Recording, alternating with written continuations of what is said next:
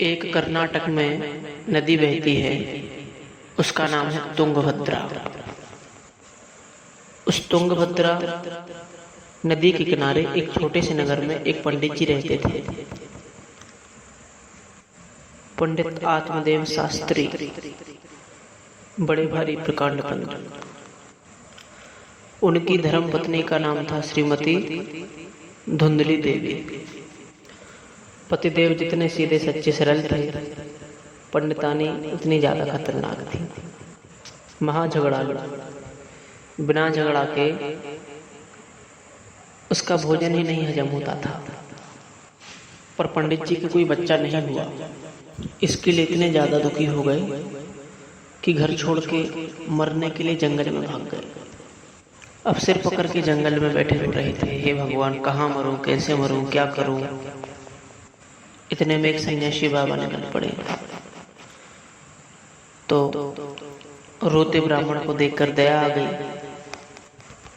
और द्रवित होकर पूछ बैठे, कथम रोदसे विप्रप्तुम काते चिंता बलियसी।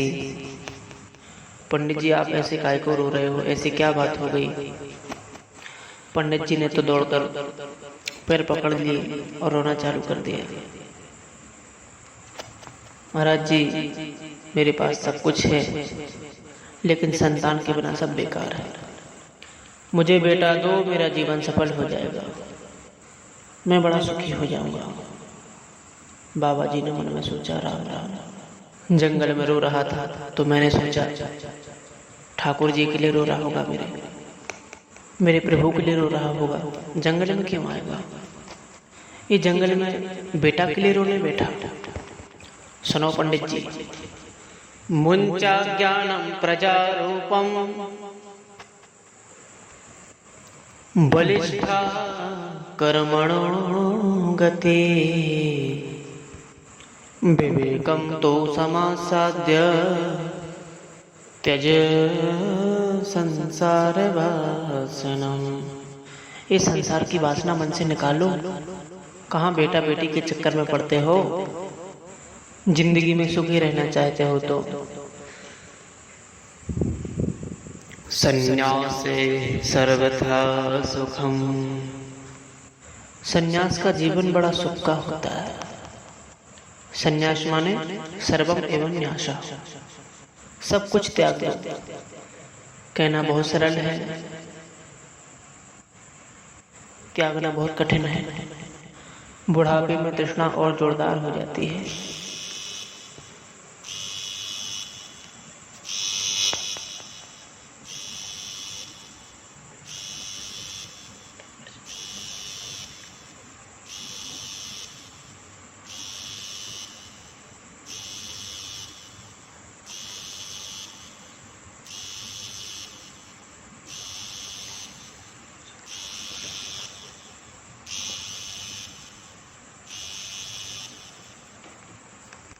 बुढ़ा मर जाएगा पर जीते जी नहीं देगा।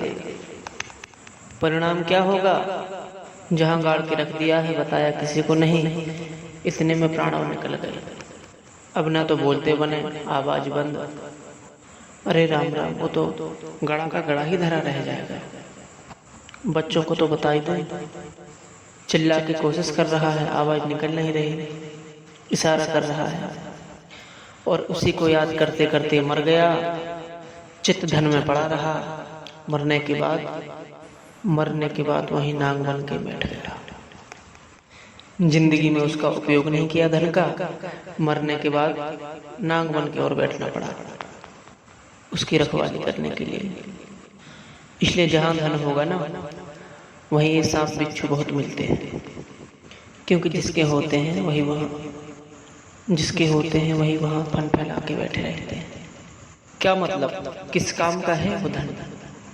इसलिए पंडित जी, ये बेटा बेटी और धन रुपया के चक्कर में छोड़ो। संन्यास से सर्वथा सुखम, सब छोड़ो। छोड़ के तो जाना ही जाना है, पहले छोड़ दो, क्या बुराई है। पंडित जी हाथ जोड़ के बोले, सुनो पंडित जी, ये प्रवचन तुमसे बढ़िया करना मेरे को आता है। पढ़ा लिखा पंडित हूँ मैं, शास्त्री हूँ। ये प्रवचन करना और बात होती है, पर जिसके गृहस्थ के घर में बेटा नहीं होता उस पर क्या बीतती है, जाके उससे पूछो। तुम बाबा बैरागी क्या समझो इस बात को? मुझे प्रवचन ना दो महाराज। गृहस्था सरसोलोके पुत्र पौत्र समन्विता। गृहस्थ जीवन में बड़ा आनंद है, परंतु कब? जब पुत्र पुत्रादियों की किलकारियों से आंगन भरा हो, बेटा बेटी ना हो, सोना आंगन हो, वह घर अच्छा नहीं लगता। पुत्र पौत्र समन्विता सरस। बाबा जी समझ गए इस पर भूत चढ़ा है बेटे का भाई, उल्टा मेरे को ही प्रवचन सुनाने लग गया। तो सुनो पंडित जी, हम बोलना नहीं चाहते थे पर अब बोल ही देते हैं। हाँ बोलो। बोले हमने तुम्हारी माथे की रेखा पढ़ ली, स्पष्ट लिखा है 7 जन्म तक तुम्हें संतान हो ही नहीं सकती। 7 जन्मावधि पुत्र पुत्रो नैव च नैव च। जो ये शब्द सुना दुखी पंडित जी ने जोर से धरती पर सिर पटका। संत जी घबरा गए, भैया क्या कर रहे हो, मर जाओगे। पंडित जी बोले हम तो मरने के लिए ही आए थे, आप जैसे संत मिले तो मैंने सोचा आप मेरा कष्ट दूर करोगे, और आपने तो 7 गुना बढ़ा दिया। हम तो इसी जन्म के लिए रो रहे थे, आपने 7 जन्म की और सुना दी। 1 जन्म की तो छोड़ो, आपने 7 जन्म की कथा और सुना दी महाराज। परंतु मैं कुछ नहीं जानता विधाता ने क्या लिखा है, परंतु बेटा नहीं होगा तो ठीक नहीं होगा पंडित जी। बाबा जी बोले क्या मतलब, तुम कहना क्या चाहते हो? नहीं दिया तो क्या कर लोगे? बोले नो चित्त जाम में हम प्राण। बेटा नहीं दोगे तो दोबारा सिर पटक के प्राण त्याग दूंगा आपके चरणों में। बाबा जी बोले हम चले, तुम्हें जो मरना है सो मरते रहना। बोले नहीं तो अग्रे, पैर नहीं छोड़ूंगा, मरूंगा तो तुम्हारे सामने ही मरूंगा महाराज। मैं तो मरूंगा पर आपको भी ब्रह्म हत्या लगेगी। अब बाबा जी की धड़कन तेज हो गई। अरे भैया ये तो मरने के लिए तैयार है। अच्छी राम राम हो गई भैया, हम तो अपने रास्ता जा रहे थे, कछु लेना न देना, मगन रहना। ये तो राम राम बड़ी महंगी पड़ गई भाई। पंडित जी जब भाग में नहीं है तो हम तुम्हें बेटा कहाँ से लाके दे देंगे भाई? पंडित जी बोले वो मुझे नहीं मालूम। बाबा जी ने सोचा एक बार सिर पटक चुका है, ये मर भी सकता है, इसका भरोसा नहीं है। पंडित छुड़ाओ। सो बगल में से एक तुरंत फल निकाला और दे दिया। अच्छा नहीं मानते तो ले जाओ, ये फल पत्नी को खिलाओ, गारंटी से बेटा होगा। अब पंडित जी नाचने लगे। संत का वचन झूठा हो नहीं सकता, बेटा तो अब पक्का होगा। आशीर्वाद लेके फल लेके पंडित जी आ गए। अरे सुनती हो क्या लाया हूँ? पंडितानी भाग के गई। सवेरे के निकले हैं, आज आए हैं, तगड़ा माल लेके आए होंगे। भाग के आए, क्या लाए हो जी? देखो कितना सुंदर फल है, फटाफट खा ले। फल देख के पंडितानी ने सिर पटका। हे भगवान, गला फाड़ के तो ऐसे चिल्ला के बुला रहे थे जैसे 9 लाख हाल लेके आए मेरे लिए। मैंने फल नहीं खाए क्या आज तक? चिल्लाने लगी। पंडित जी बोले बाबरी चिल्ला मत, पहले बात पूरी सुन। ये कोई साधारण फल नहीं है, सिद्ध बाबा ने दिया है, इसको खाने से गारंटी से तेरे को बेटा हो जाएगा। ओ ऐसा फल है, खाने से बेटा हो जाएगा? बोले हाँ, निर्मल बाबा का आशीर्वाद है, गारंटी से फलीभूत होगा। तब तो मैं जरूर खाऊंगी। आप अपना काम करो, मैं पूजा पाठ करके नहा धो के भोग लगा करके फिर खाऊंगी। हाँ ये बात ठीक है। पंडित जी तो कहीं कर्मकांड करने चले गए और पंडितानी फल लेकर बैठ गए। कहीं मेरे ऊपर किसी बाबा जी से जादू टोना तो नहीं करवा रहे। मुझे खाना चाहिए कि नहीं, सोच में पड़ गई। पड़ोसिन आ गई। अरे धुंधली, आज बहुत परेशान लग रही है, क्या बात है? ठीक ठाक तो है? अरे बहन, सब ठीक है, परंतु एक बात बता, मैं तेरे से सलाह लेना चाहती हूँ। हाँ बोल। हमारे स्वामी जी को किसी बाबा जी ने फल दे दिया, कह रहे हैं इसको खाने से तेरे को बेटा हो जाएगा। तू बता बहन, फल खाने से कोई बेटा बेटी होते हैं? सब बकवास है। मुझे तो इन बाबा बैरागियों पर विश्वास ही नहीं होता। पड़ोसन बोले ऐसा मत बोल, सबरे बाबा बैरागी एक से नहीं होते। एक दो जेल में चले गए तो सबके सब ऐसे हो गए। बोलो राधे राधे। देखो बहन, सब प्रकार के लोग होते हैं दुनिया में, एक से एक सिद्ध संत आज भी हैं हमारे भारतवर्ष में। भरोसा करना चाहिए। और एक काम कर, फल खाने से मान लो तेरे को बेटा नहीं हुआ तो फल खाने से नुकसान तो भी कुछ नहीं होने वाला, बुराई क्या है? मेरी समझ से तू खा ले, ज़्यादा सोचे मत। धुंधली बोली अच्छा बहन, तू कहती है तो मैं खा ही लेती हूँ, पर बहन मुझे डर बहुत लग रहा है। बोले डरने की क्या बात है? बोले बहन, मैंने फल खा लिया और मैं सचमुच में गर्भवती हो गई, तो मैं सोचती हूँ पेट में यदि बच्चा होगा तो भोजन मेरा कम नहीं हो जाएगा? भोजन कम पड़ गया, मैं कम खाऊंगी खुराक तो कमजोर नहीं हो जाऊंगी। और बहन खाती हूँ तो ताकत भी बहुत है, पूरा मोहल्ला डरता है मेरे से, किसी की हिम्मत नहीं है कोई सामने आकर मेरे से बात करे। और कमज़ोर को बहन फिर सब सताते हैं, सब दबाते हैं। पड़ोसन बोली ऐसे बातें मत सोच, ये मौका मिला है संत के आशीर्वाद का, जिंदगी पड़ी है पूरी, फल खा ले बेटा हो जाएगा, फल सार्थक हो जाएगा। अच्छा ठीक है, वो तो सब ठीक है, पर बहन मैंने ऐसा भी सुना है कि गर्भवती स्त्री ज़्यादा काम नहीं कर सकती। हाँ बात तो सही है, नहीं करना चाहिए। बहन जब मैं काम नहीं करूँगी तो मेरे घर का काम करने कौन आएगा?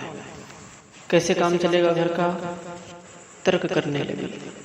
पड़ोसन बोली तेरी नंद को बुला लेना, बहुत होशियार है तेरी नंद, सब संभाल लेगी, कुछ महीनों की बात है।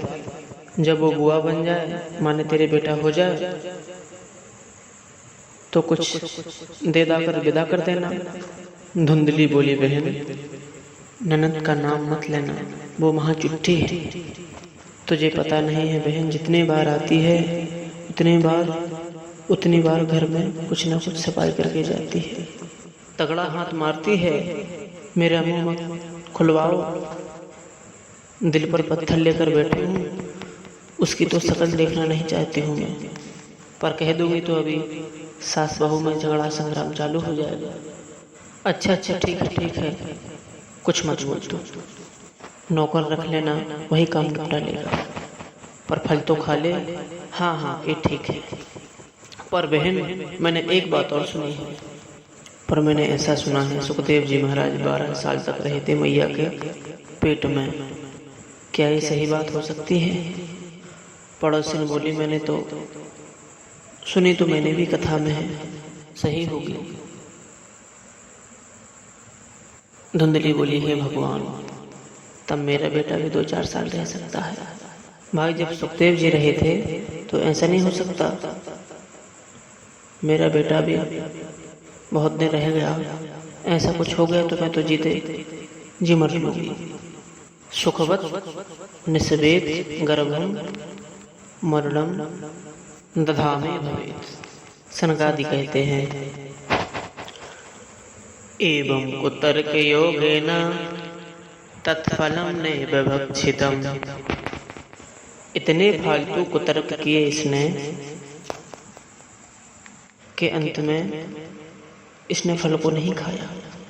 पड़ोसन बोली तेरी बुद्धि में जो आगे सो करियो, मेरा तो माथा समझाते समझाते गर्म हो गया, चली गई बेचारी, पर इसने फल नहीं खाया। थोड़ी देर में इसकी छोटी सगी बहन आ गई। अब पूरी कहानी इसने उसको सुना दी। छोटी बहन अपने जुगाड़ में थी, वो घबरा गई। वो सोच रही थी इसके कोई बच्चा ना होगा तो ये मेरा बच्चा गोद ले ले तो मैं माला माल हो जाऊंगी। इसलिए उसने धुंधली को डरा दिया। तू पागल हो गई है? फल खाने से बेटा होते हैं? तुम्हारी आंखें अभी भी नहीं खुली? ए बाबा, मेरा यूं चक्कर में तुम्हारी पतिदेव भटकते फिरते हैं। कहीं कुछ नहीं, सब पाखंड है। और तुझे विश्वास ना हो तो मैं तो कुछ नहीं कहूंगी, देख, पर मैं एक सलाह देना चाहती हूँ। बोले क्या? तेरे यहाँ कोई खाने वाला नहीं और मेरे घर में कुछ खाने को कुछ नहीं। मेरे यहाँ बच्चों की कमी नहीं। कितने तो बच्चे हो गए और एक और होने वाला है। मैं तो कहती हूँ बहन, अब की बार जो मेरा बच्चा होगा उस पर तेरा ही अधिकार होगा। मैं तुझे सौंप दूंगी, तुझे बेटा मिल जाएगा। और रही बात इस फल की, तो गैया को खिला दे। इतने साल से बंधी है, उसके बछड़ा तो होता नहीं। तो फल में कितना चमत्कार है, ये गैया को खिलाने से पता चल जाएगा। फल की परीक्षा हो जाएगी, तुझको बेटा मिल जाएगा। धुंधली बोली, वाह बहन, बहन हो तो तेरी जैसी। 1 मिनट में सारी समस्या हल कर दी। चुपचाप गैया को फल खिला दिया और पंडित जी को विश्वास दिला दिया। महाराज जी, मेरे को फल खाने से बहुत फायदा हुआ। पंडित जी खुश एक एक दिन गिनने लग गए। समय बीता और छोटी बहन के बेटा हो गया। उसने लाके धुंधली को रात में सौंप दिया। सवेरा होते ही धुंधली ने अपने पतिदेव को दिखा दिया। सुनो महाराज जी, रात में मेरे को बेटा हुआ था। पंडित जी नाचने लगे, बेटा हो गया, बेटा हो गया। पूरे गांव में मिठाइयाँ बंटवाई महाराज ने। पुत्र जन्म महोत्सव। उसके ठीक 3 महीने के बाद साध है नूर सुसभेर कम। पंडित जी की गैया ने भी एक बेटा पैदा कर दिया। पूरे गांव में भैया हल मच गया। भैया भगवान देते हैं तो चप्पर फाड़ के देते हैं। कहाँ पंडित जी के एक बच्चा नहीं, अब पंडित जी की गैया के भी बच्चा हो गया। भाग्योदयो धुना जाता आत्मदेवस्य पश्यता धैनवबाल प्रसूतस्तो देवी रूपी कौतुकम्। गाय के मानव पुत्र का जन्म हो गया। ये तो सचमुच चमत्कार हुआ।